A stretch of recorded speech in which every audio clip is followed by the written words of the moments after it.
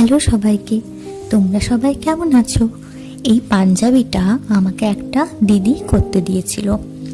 দিদিটা আগেও আমার থেকে পাঞ্জাবি নিয়েছিল তার হাজবেন্ডের জন্য, আর এবার দিদির জীবনে এক নতুন খুদে সদস্য এসেছে, তারই জন্য এই দুটি পাঞ্জাবিটা অর্ডার করেছিল।